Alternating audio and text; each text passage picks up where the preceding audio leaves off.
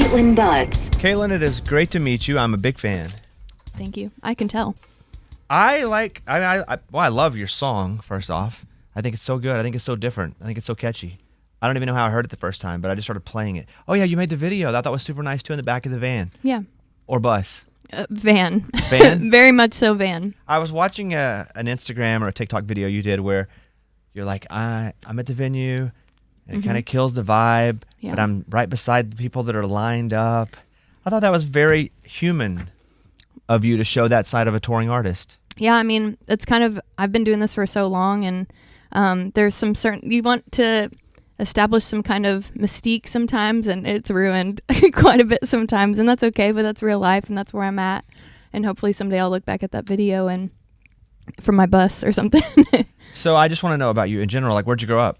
I grew up in Tulsa, Oklahoma.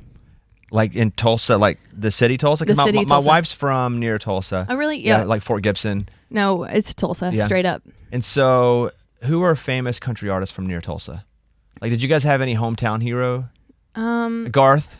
Yeah. I mean, Reba, he was more like kinda. Stillwater, Reba. Yeah. Carrie was one from Shakota. I've been to the pizza shop where she used to work. Yeah? Yeah, they still have one of the big pizza. They're like, Carrie used this pizza. I think it's kind of fun. That's awesome. Yeah, yeah. I mean, there's like Toby Keith from Norman. There's just so many Okies, Vince Gill. Did you grow up loving country music? I did. I grew up doing musical theater myself, but there's always something like intertwined with country music. I was doing numbers like Let Her Rip by the Chicks or Goodbye Earl or Johnny Cash's Get Rhythm. I was doing like tap dances to those things. I grew up doing all that kind of thing. And but country music always was weaved into what I did and what I loved. I think because they have musical theater and country music have so much in common, bear with me, there's like humor and storytelling and theatrics and things like that in both things. And that's kind of what's made me. My wife, when we first started dating, made me watch Oklahoma, which I'd never seen Oklahoma before. Yeah. And I thought it held up pretty well, except for the whole dream sequence. I feel like that's a little long other than that. But I feel like, a lot of those songs from Oklahoma, like that's country theater. Yeah, totally. I didn't know that, oh, what a beautiful morning. I didn't know that was from a musical. Yeah. That was from like a soap ad or something until I watched that, until I finally saw Oklahoma. What, did you watch, like, have you ever done Oklahoma, the production? No, but I based my entire last album off of Oklahoma the Musical. Really? Yeah, I did. How so? What do you mean you based it off of? So I rewatched it with my husband. He had never seen musicals growing up, and being in musical theater my whole life, I was like, it was in 2022, so I was like, we have so much time. we don't even know how much time we have. We have so much time. So, and I have the remote. So, I turned on Oklahoma, and I was just seeing, I had a couple songs that had common themes with the movie, and I was like, do I have anything else that goes with this? And so I just started writing to it. And I don't know if it was like the bleach I was inhaling from the groceries I was bleaching, but I was like, I want to recreate Oklahoma the Musical and see what those songs would sound like today and in country music and in today's world. And so I started doing that and finished it. And the album's Roadrunner, and the song is actually from that album. Yeah. And so when you write the song, you don't have, I almost have to sing it to get it right. You ain't gotta die to be dead. When you write that, did it feel so like off what is generally listened to and consumed that it just might work? Or was it just, we're going to make this because it's fun and just place it in the album? I think the latter. I had that phrase in my head because I write some murder songs. There are terrible people in my life that I like to plot their murders occasionally within a country song. But my mom's always taught me to be the bigger person and just walk away from those people. And I'm like, okay, they don't have to die. They can just be dead to me. And so I just loved that sentiment that my mom kind of taught me. And then I brought the song to Natalie Hemby, and I had that phrase, and we had just actually finished another song, she and I had to leave right afterwards. And I was like, I really want to write this next one with you, but I have to go. And I started playing, you ain't gotta die to be dead to me. And then she goes, you ain't gotta be 6 feet deep. And I was like, why are you saying this? I have to leave. But in a couple weeks we finished it. But it just was one of those organic songs that just kind of flew out of me. And I don't think I've ever really thought about commercial like success when it comes to making it. It just what feels good to me. Are you feeling commercial success from it now? Absolutely. Is it weird? It's weird, but it's awesome to have like fiddle and a song that really I feel like represents me with humor and fiddle and just kind of this Oklahoma rootsy vibe to it, and really traditional country. I really feel proud that this is the one that's taking off. What went viral? Was it a video that you did? No. Was it? It wasn't, because I saw you Well, doing one it of them at the did, Opry, but I think that was a product of, Yeah. like, what was the first video that went viral of this song? So Avery Anna started making a couple videos because she and I are in the Opry Next Stage class of 2025 together. Is she blonde? Yes. Singing in the bathtub? Indigo. How she got her? Yeah. So Indigo. her first thing was singing really good, but in the bathtub. Like, Yes. that's how. Okay, got it. Yes. So, and then she started making TikToks, and it kind of she like created a trend almost, kind of like a prompt in a TikTok. And so I started playing into it. I saw a little spike on Spotify. I'm like, okay, cool. And then Ella posted her version, which is like at like 9 Is that what you million know from? views. Yeah, that's the first time I saw it. Ella was cooking and she's in front of a pot. Yeah. And you're like, oh, what message is she sending? And it was so much so I didn't know it was your song at that time, Kaitlin. I thought, oh, is this Ella's next song? Yeah. And who Because did she, it was the spoken word part that she was doing. and who did she write it about? Right. So She was quite literally stirring the pot when she did that. 100%. Yeah. She knew what But she was doing. I don't know. She kind of acts like she didn't know what she was like, I was just making pasta. I'm like, Yeah, right. Okay, Yeah, well, right. hey, good for her. whatever works. Just include me. Yes, in that. and then it was like 2 days later. Then Bobby, you brought the song, and then Kate, and then now I can't stop singing it. Same. And I watched your Opry performance because I follow the Opry and I play the Opry a bunch doing comedy. And I was like, man, I love this song. And that's when I came on and just started playing it. And it's really cool because now I don't know if it's because I'm on the algorithm or because it's just blowing up, but it's all the time somebody's doing the spoken part into the chorus. Yeah. I feel like that's the clip. Even Honey Boo Boo's sister did it yesterday. Really? Yeah. So it's still happening. You're It's still still seeing new happening. people. Yeah. That's so cool. Oh, Honey is Boo cool. Boo's sister. Yeah. Right. Yeah. I was Honey Boo Boo for Halloween one year.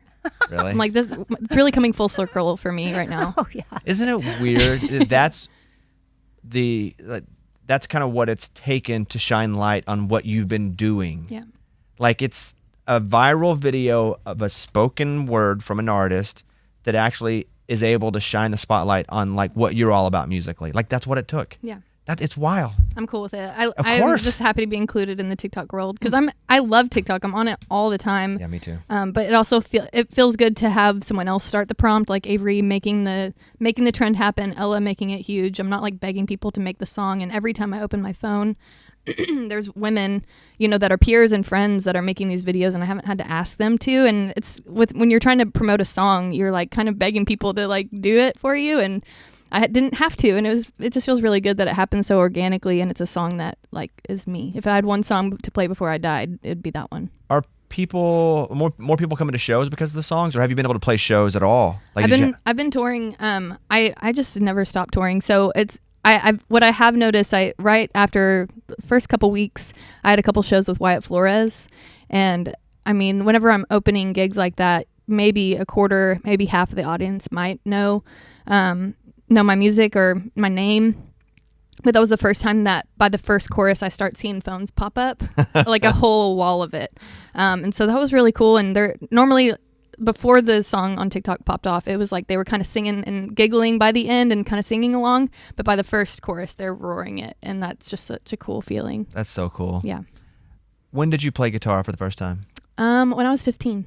Why did you gravitate to a guitar? I saw women like Taylor Swift, Miranda Lambert, the Chicks, the Wreckers, playing their own instruments and writing their own songs, and seeing them on stage. I've always been a performer, but when I saw them doing that and writing songs that weren't necessarily like fun, they were just like about real life stuff. I saw that and was like, I want to be that. Whatever that is, I can be that. When did you move to Nashville?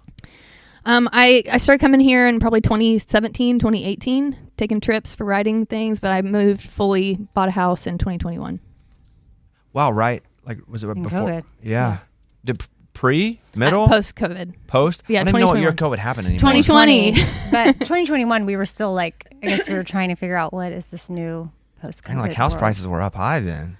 No, 2021. they were Not low. yet, not yet. 2020, 2021, you buy, and then it was sort of after that. Yeah. Then if you bought during that time, and then you got to sell. Oh, is that what it was? Mm-hmm. Yeah, I don't We know got lucky. what year we are now. I'm rooting for you so hard. Your husband's also famous. Yes, he is. Yeah, so it's a musical household. It is. He's in Flatland Calvary. He is. And they've been blowing up. Yeah. Like that's so cool. Yeah. We met in the studio singing together. How so? How'd that happen? He had heard my song on the radio driving through Fort Worth, and he had this really, really sad song that his friend was like, that song is too sad. It's so sad that it's depressing. You should have a female voice on this. And my name's kind of hard to forget. And he heard about that, he remembered the person that he heard on the radio, and that was me. And so we met in the studio singing A Life Where We Work Out. And now that song's gold. It has 100 million streams on Spotify, and it's pretty awesome. Bought our house. Well, so how did he find you? He heard my song on the radio. Well, yeah, but I mean, so he remembered. Oh, Okay, Kaitlin Bucks. So did he like? He knew that I was on tour with one of his friends. Texas is super close knit. I was on tour with his friend Dalton Domino at some point, and he called him to make sure that I was like cool and not crazy. And he found out one of those things was true. But I which part? you'll never know. And so then he found out that I was cool and asked me to come sing on the song in the studio. Yeah. Slid in my DMs pretty much. Fun. Yeah. That's pretty cool. Love that. Yeah, that's cool. I think this is the song of the summer. Thank you. I've declared it song of summer. Thank you. That means nothing. It holds no water whatsoever, but I declare really it song of the does. summer. You're so obsessed, and I love it. Yeah, I am. And I'd never met you, and people were like, "Is she a friend of yours?" I'm like, I don't even know her. So until today, we'd never met each other, but I am a fan. Thank you. And like, I love how you just approach music, and I love that you commit to it. And even here, where there's 5 of us in the room, there could have been 50,000. You committed the same way. Yeah. And so super cool. I'm so glad you came in. I'm so glad you still came in because I know you were sick earlier in the week. And I was like, give her all the time she wants. Like, don't rush her. You were gonna rush in the next day. I was like, do not. Yeah. I found out that I have had pneumonia. So really, that's why I haven't been. Yeah. And I don't ever get sick either. But this song and the things that have happened because of this song, we've got labels reaching out. We've got opportunities I've never had before, and it's really running me a little thin. And that turns into taking care of yourself. But I love that it's pneumonia the benefit for of you. it all. I love that I pneumonia know. for you. Then I hate pneumonia, but I love why you got and it. also just get it out of the way now. Yeah, it's about to get yeah. busier. I mean, I've just been all over the place. I shot a music video in LA last week. We went to New York for meetings. We've been doing them every single day. Like, I've just been running myself ragged. And so, but this is the one thing where I was like, I will not let this go another day without going into Bobby Bones, because this is so important. Well, thank you so much. I'm a massive fan. I'm looking forward to supporting you for a long time. Thank you. And you guys, so you can support Kaitlin. First of all, follow her on socials, Kaitlin with a K, and then buy merch. And butts like your butt. And butts like your butt. There you go. Yeah, like, are you related to HEB? I wish I'd be such a millionaire. Herbert E. Butts. Man. HEB. Did you have HEBs in Tulsa? Yeah, I am looking for a new dad. So if he needs, is the dad stuff true? Oh yeah. Oh, it is. Oh yeah. Oh. I mean, no, for legal reasons. This is yes, a joke. of course. No, in the story that you write. I love to storytell. Yes, in your story, the dad stuff's true, huh? Yeah. In the story, does the dad ever reach out and be like, "Why are you singing about me?" He likes to send cease and desists. So. Man, that's a weird story, huh? Yeah, that sucks. Yeah, but you know what? That's the next you song. You cope with humor. You cope with fun times Amen, and Kaitlin humor. Butts. Amen, Kaitlin there you Butts. Go. Yes. Well, and that's too. Also, like, a more serious side of the song is, yes, it's so humorous, but I would imagine a lot of people, when they're driving along singing it, like, sometimes it may hit them of like, wait a second, I can create a boundary. Yeah, I mean, I think that this song gives people power to do that and establish that they won't accept certain kinds of treatment. And you don't have to have closure. You don't have to have an apology. You can just be indifferent and just leave. And it helps them, like, just release it. You should cut your local narcissist off. All right, Lunchbox. Gotta go.